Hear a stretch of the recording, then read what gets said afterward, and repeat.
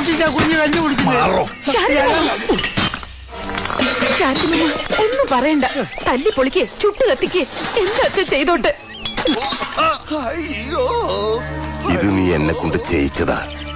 നിന്നെ പുറത്താക്കിയിട്ട് ഞാൻ ഇതിനകത്ത് പാർപ്പ് തുടങ്ങാനൊന്നും പോണില്ല. നീ ഒന്ന് മനസ്സ് വെച്ചാൽ നിനക്ക് ഇനിയുള്ള കാലവും ഇവിടെ തന്നെ കഴിയാം. നിങ്ങളുടെ വെപ്പാട്ടിയായിട്ടോ അതോ?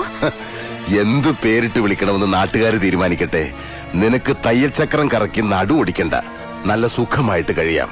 പട്ടും പൊന്നും 4 നേരം മുട്ടില്ലാതെ ആഹാരവും കഴിച്ച് കെട്ടിലമ്മയായിട്ട് കഴിയാം. എന്താ ഒന്ന് പറഞ്ഞു കൊടുക്കണ്ട കാരണവരെ. ഈ ഔദാര്യത്തിനുള്ള നന്ദി ഞാൻ മുറ്റം അടിക്കുന്ന കുറ്റിച്ചൂലുകൊണ്ട് തന്റെ മുഖത്ത് കാണിക്കണതിന് മുമ്പ് പോവാൻ നോക്ക. എന്ത് കണ്ടിട്ടാടി ഈ അഹങ്കാരം? ഉണ്ടാക്കിയ തന്തയ്ക്കോ വേണ്ട. ഒരു തെളിവിന് പോലും ബാക്കിയില്ലാതെ തള്ളേം പോയി. നീ വെറും ഒരു പെണ്ണാ.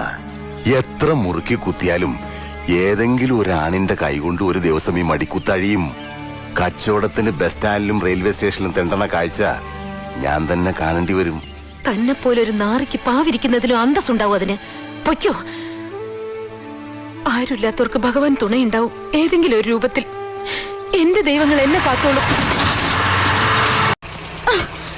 അമ്മേ നാരായണ, വെടി തീർന്നോ മോനെ ദിനേശ? ടയർ പഞ്ചറായി മോനെ.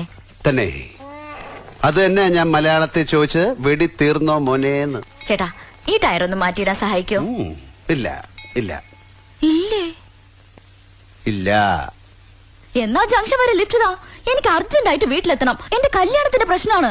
കല്യാണോ? കൺഗ്രാറ്റ്സ്. ആരാ പെണ്ണ്? That's A good one. അച്ഛനും ഏട്ടനും കൂടി കുറെ കഷ്ടപ്പെട്ട് തപ്പിക്കൊണ്ടുവന്ന ഒരു ഡോക്ടറാ കക്ഷി. അവരൊക്കെ 9 മണിക്ക് അവിടെ എത്തും. അതിനു മുൻപ് എനിക്ക് അവിടെ എത്തണം. പോയി ഒന്ന് വൃത്തിയായി തേച്ച് കുളിച്ചിട്ട് സാരിയൊക്കെ ഉടുത്തിട്ട് മുല്ലപ്പൂവൊക്കെ വെച്ച് കാപ്പി ട്രീയുമായിട്ട് ഇതാ ഇങ്ങനെ നാണത്തിൽ ഷവർ ബാത്ത് ചെയ്ത് ആ ഇംഗ്ലീഷ് വൈദ്യന്റെ മുമ്പിൽ കൊണ്ടുപോയി കാപ്പി കൊടുത്തിട്ട് കാലിന്റെ തള്ളവരിൽ വെച്ച് 4 വര വരച്ചിട്ട് പിന്നെ ശരീരത്തിന്റെ അനാട്ടമി മനസ്സിലായി കൊടുക്കാൻ ഇങ്ങനെ തിരിഞ്ഞ് മന്ദം മന്ദം ഇങ്ങനെ നടന്നു പോയിട്ട് തീർന്നില്ല. അകത്ത് പോയിട്ട് അമ്മയോട് പറയണം എനിക്ക് ആ കഴുതിയെ ഇഷ്ടമായിട്ടേ ഇല്ലാന്ന്. അതെങ്ങനാടോ കാണാതെ തീരുമാനിക്കുക? എന്റെ അച്ഛന്റെ ഏട്ടന്റെയും കണ്ടുപിടുത്തല്ലേ. ഞാൻ കെട്ടുന്നെങ്കിൽ അതൊരാണിനെ ആയിരിക്കും. അവനെ ഞാൻ തന്നെ കണ്ടെത്തും. അച്ഛന്റെ ജരാനരകൾ ഏറ്റുവാങ്ങി പകരം സ്വന്തം യൗവനം ദാനം നൽകിയ പുരാണ കഥാപാത്രത്തെ അമ്മയാണ് മടിയിൽ കിടത്തി പറഞ്ഞു തന്നത്. അതായിരുന്നു ശക്തി തന്നത്. നിയമഗ്രന്ഥങ്ങളിലെ വരികളും വരികൾക്കിടയിലെ അർത്ഥഭേദങ്ങളും മാത്രം ജീവിതാധാരമായി കണ്ട് ജീവിക്കുന്ന അച്ഛന് വേണ്ടി അത്രയെങ്കിലും ചെയ്യാൻ കഴിഞ്ഞല്ലോ എന്ന ചാരിതാർത്ഥ്യം. നിർത്താം, പ്രസംഗം നിർത്താം. മകൻ IAS-കാരനായി വന്നിറങ്ങുന്നത് സ്വപ്നം കണ്ട് കാത്തിരുന്നവരുടെ മുന്നിലൂടെ നീ കൈവിലങ്ങിട്ട് പോയി. 6 വർഷം സെൻട്രൽ ജയിലിൽ നീ അനുഭവിച്ചാൽ കൂടുതൽ വേദന ഞാനും ഇവളും കൂടെ അനുഭവിച്ചു.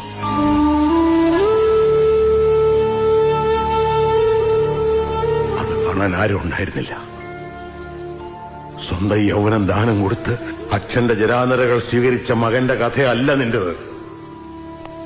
സ്വന്തം യൗവനം എറിഞ്ഞൊടച്ച് 6 വർഷം അച്ഛനെ അമ്മയും കരയിച്ച മകനാണ് നീ.